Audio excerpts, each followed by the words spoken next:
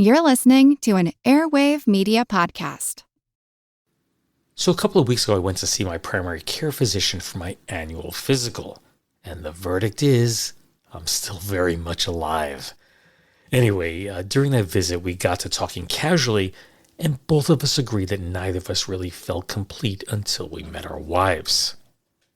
Now, I can't speak for my doctor, but I have to tell you, before I met my wife, I often felt adrift, kind of unsure where my place was in the world or how I fit in with all those around me.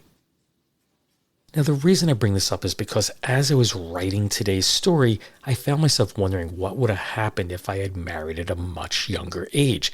I didn't get married until I was 45.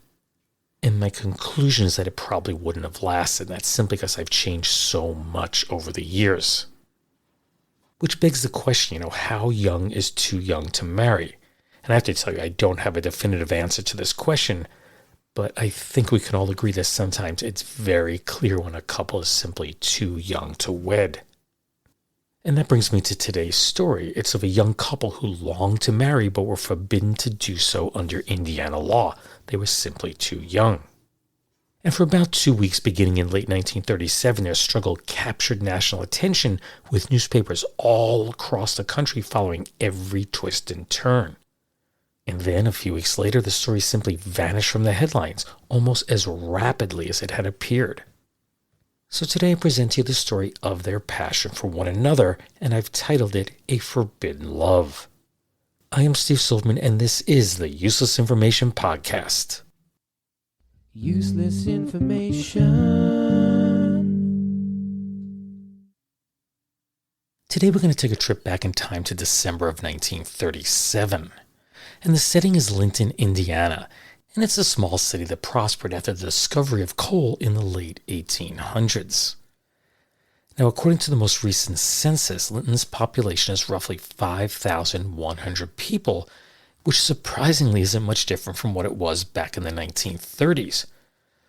Overall, beginning with the 1910 census, the city's population has consistently hovered at somewhere between 5,000 and 6,000 people. But this story isn't about those 5,000 or 6,000 people. It focuses on just two Linton families. And the first was Clara and Ben Lacer, and the other family was Agnes and Fred Chapman. So we have the Lacers and the Chapmans.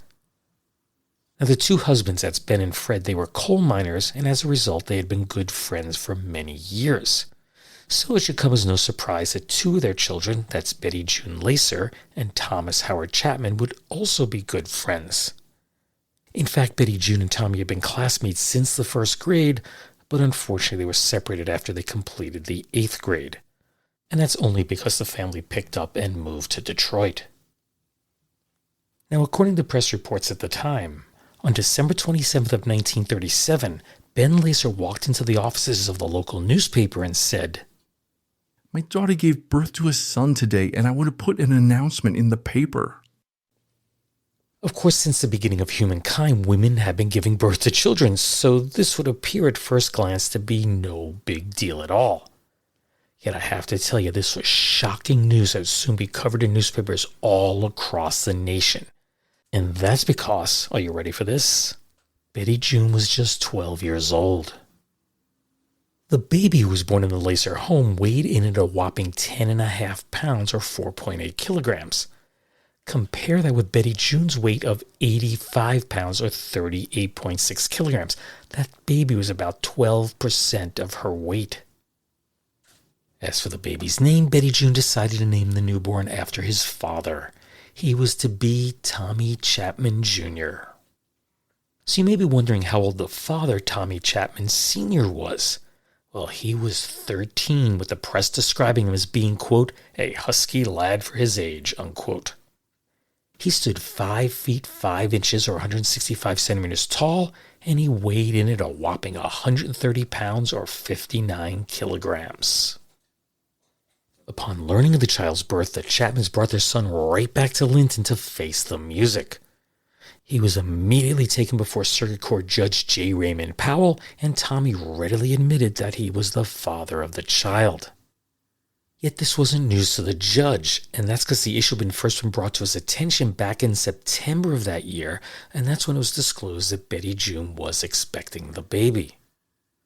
Tommy told the judge exactly what he wanted to do. All I want is a chance to marry Betty June. This was definitely not the first time he had made such a suggestion. You see, back in June, when he first learned that she was an expectant mother, he wrote to Betty June and asked for her hand in marriage.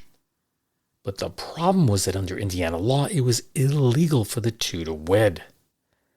At that time, a couple couldn't marry until the boy was 21 and the girl was 18. Now, if they could get both sets of parents to approve, then the legal age would be lowered to 18 for the boy and 16 for the girl. In this case, both sets of parents did approve of the marriage, but of course Betty June and Tommy were simply too young. And it was Ben Lacer, Betty June's dad, who made it clear that the parents did approve of the two kids marrying. But the law won't allow it. They can be married when they come of age. It's just one of those things that happened. Tommy, he offered up another option. Maybe I could take you to one of the states where they let you marry young. As you could probably guess, that idea went nowhere, and Tommy was arraigned on a statutory charge. The specifics of that charge, well, they were never described in the press. This was 1937, but it was implied that he was charged with having sexual relations with an underage girl. To this charge, Ben Lacer made his position clear. There's no use in bearing ill will. I don't want Tommy jailed. Judge Powell faced a difficult case. The law clearly prohibited him from allowing the young couple to marry, and of course he was reluctant to send Tommy to jail. So rather than issuing a ruling that day, he asked prosecuting attorney John Todd to investigate further and then report back with recommendations on how to proceed. In the meantime, Judge Powell released Tommy into his parents' custody, and he instructed the Chapmans to remain in the area until the matter was settled. As the story blew up in the press, reporters tried to get as much juicy gossip as they could. This didn't go over well with Dr. E.V. Bull, who was Linton's mayor, who simply urged everyone to just move on. It's just one of those things. It's a result of poverty and environment. The man who is close and the parents of the children agree with me in that respect. Jesse Figgins, he was the school supervisor. He let it be known that he'd been aware of Betty June and Tommy's budding relationship for months. The school teacher of Tommy and Betty June told me about them last spring and asked me what to do. I advised her to keep them separated as much as possible, keeping them far apart in classrooms and things like that, but they continue to go together in spite of all we tried to do. Obviously, they were deeply in love. He then went on to describe Betty June as exceptionally bright for her age and, get this, that Tommy was of average intelligence. Ouch. A front-page story in the December 30th, 1937 edition of the Vidette Messenger was the first to print a comment from Betty June, and it was kind of short. She said that Tommy was a very good boy and... "We didn't mean to do any wrong." A United Press story from that same date told of how Betty June sat beside her doll's cradle while caressing her newborn son. It then went on to describe how she had, quote, become efficient in the arts of a housewife, unquote. That included a mention of her being an experienced seamstress and that she had spent the past several months making clothing for her newborn. The next day, Judge Powell revealed that the court was in possession of Betty June's diary. She'd kept a diary of her dates with the boy. She showed it to me when she came into court. In it, she listed the 25 different times she'd romantically met up with Tommy in her parents' yard. In an article in the January 1st, 1938 publication of the New York Daily News, Betty June said, "I love Tommy and I think he loves me. We started in school together and were pals all through the grades." She continued, "It was last April that we first discovered we really loved each other. He told me that he loved me better than the other girls at school and that we would be married when we grew up. We sat in a swing back of our house one night. Nobody could see us because there were vines all around. Tommy said it was all right for him to make love to me because we would be married right away. We met 4 times out there in the swing. Meanwhile, Tommy was a determined young man. He made it clear that he planned to quit school, marry Betty June, and get a job to support his new family. I love Betty and we're going to be married. Maybe we'll go to another state. If not, we'll wait right here until we're old enough. We've wanted to get married right along. I'll do the right thing. Yet 4 days after the birth, Tommy still had not laid eyes on his son. And that's because his parents had forbidden him from visiting her, Betty June said. I get lonesome for him, and besides, I wanted to see our little Tommy. Her dad, Ben, didn't agree with the Chapmans' decision to keep the two young parents apart. I don't believe that's the right attitude. It's just one of those things that happen and we'll have to make the best of it. Up until this point, the public perception was that the two sets of parents were on the same page, but Lacer's comments to the press made it clear that they never were. I've wanted them to be married ever since last spring, but the Chapmans wouldn't listen to me. They quarreled with us and they've taken Tommy to Detroit to keep him away from my girl. Betty June, well, she wasn't happy with the situation either. I can keep house, and I can cook too. I don't see why they won't let us get married. As for the citizens of Linton, they felt there was only one man who could solve this problem. You know who? Superman. No, not really. M. Clifford Townsend, who was the 35th governor of Indiana. He told the press, I understand that some of the townspeople have prepared an appeal to me for an executive order to allow a wedding for the children. The matter has my sympathetic attention, and I will do everything I can to bring peace out of chaos. I am not sure, however, of my authority to circumvent state law and will consult the Attorney General if appealed to. Should the Attorney General determine that Governor Townsend was powerless in this case, it was thought that the children would wait until they were old enough and then they would marry, with Tommy Chapman's family providing funds to help support the baby. But the Attorney General offered up another possibility. That was if Betty June and Tommy could obtain a marriage license immediately, then they'd move in together and raise a child, and then they'd get married once they were old enough. Needless to say, none of this ever happened, and that's because the residents of Linton never made a formal appeal to Governor Townsend. Now, all this publicity led to a steady flow of mail and packages that would arrive at the Lacer home each day. And yes, some of them did contain marriage proposals, although none were accepted. For example, 26-year-old Ross Sutherland, who lived in Frankfort, Indiana, wrote a letter to Ben Lacer asking for his daughter's hand in marriage. Included was a snapshot of himself and his young niece, and he wrote, Betty June's baby needs a name. I've always wanted a wife and baby, and would be willing to give them my name. Then there was another from a man only identified as a Wyoming cowboy. I saw Betty June's picture in a newspaper, and she looks old enough that I could marry her in Wyoming. The boys here at the ranch will chip in enough money for me to come to Indiana to get her and bring her and the baby back to the ranch. Of course, one of the greatest challenges is that this is all unfolding during the depths of the Great Depression. You know, money was tight all around, and the same was true for the Lacers. Here's Ben Lacer again. I don't know what the outcome will be, but I know this much. Betty June's son is going to be taken care of. I'm a WPA Nason at $53 a week. I have a mortgage on the house which I hope to pay off bit by bit. I guess, however, my daughter's boy comes first. Adjusted for inflation, that $53 per week he was earning is around $1,200 per week today. Now, the Lacers made it clear that even if the children couldn't marry, they did expect the Chapmans to somehow help support the baby financially.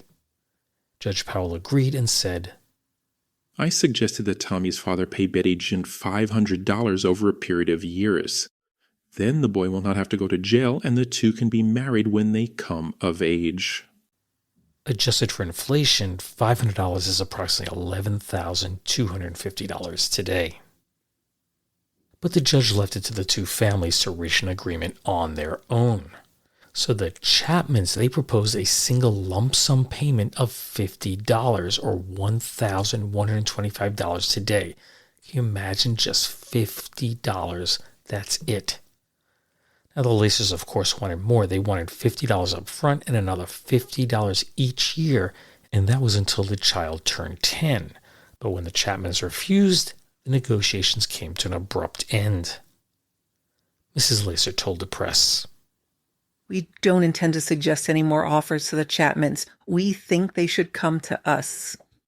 She added, "I'm worried about the baby's care and my daughter. Betty will pine away for Tommy. She'll have to stay in bed at least 12 more days."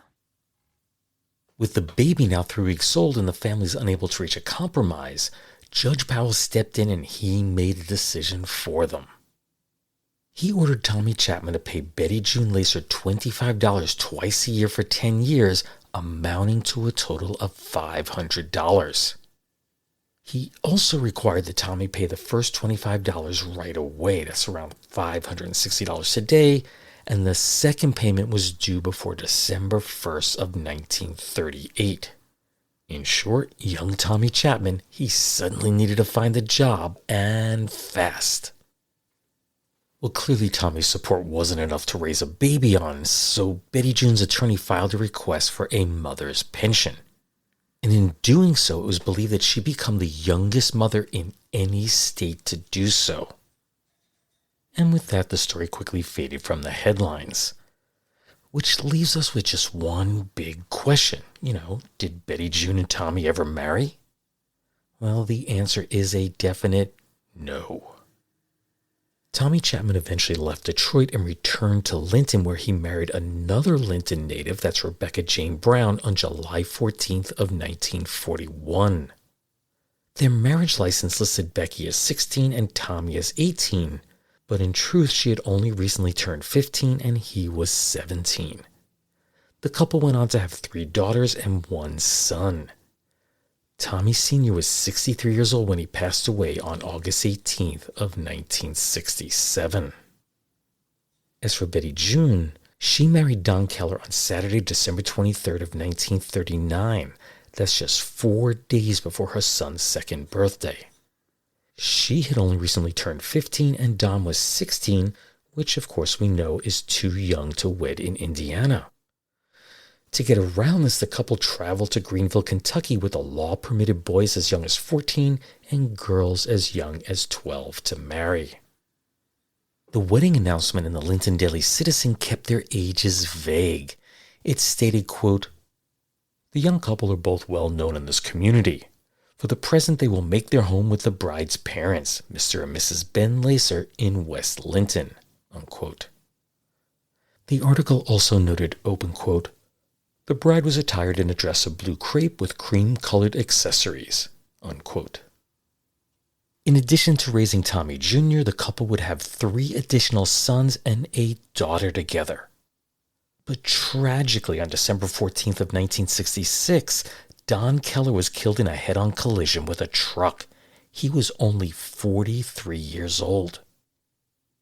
Nearly 30 years later, that's on May 4th of 1996, 71-year-old Betty June married Floyd French Jr., and the two would remain together until his death in 2011 at the age of 87. Her son Tommy Howard Lacer, the baby at the center of the story, he passed away on September 18th of 2016 at 78 years of age. Then, less than 5 months later, on February 7th of 2017, Betty June Lacer French died at the age of 92. Yeah, it's a somewhat bittersweet ending, but I'd like to imagine that their lives were filled with many happy moments shared with their children and grandchildren along the way. And I'll leave you with one final little surprise, and I didn't realize this until I sat down to type this up. And that is that I found Betty June's birth certificate on Ancestry, and it indicates that her date of birth was October 12th of 1924. And of course, her son Tommy was born on December 27th of 1937. So you just do a little math, and it turns out that Betty was 13 years, 2 months, and 15 days old. In other words, she had just turned 13. She wasn't the 12 that every newspaper had originally reported. And the same was true about the father, Tommy Chapman. Now, the press stated, of course, that he was 13 years old, but he was really 14, although he had only turned 14 4 days before the baby's birth. Which got me wondering, why the small discrepancies in their ages? Now, there's no way to know for certain, but my guess is that because the case had been filed in Judge Powell's court a few months before the baby was born, the newspapers simply repeated the ages that were listed in the court documents. Of course, what does it matter? 12, 13, 14. I think you'll probably agree that any of those ages is just simply far too young for anyone to have a child. Useless, useful, I'll leave that for you to decide. And there you go, the long-forgotten story of Betty June Lacer and Tommy Chapman. Now, I had planned on releasing this episode last week. That was until the roof of our house started leaking during heavy rains. And yes, we do have a brand new roof, but there was absolutely no way I could do any recording while I had 6 men pounding away on the roof above my head. Anyway, just a reminder, you can find the Useless Information Podcast on all the podcast platforms, both big and small. So be sure to hit that follow button if you've never done so before. The Useless Information Podcast is proud to be part of the Airwave Media Podcast Network, so be sure to visit airwavemedia.com, and there you'll find an ever-growing collection of some of the very best podcasts out there. As always, I thank you for listening, and take care, everyone. Bye.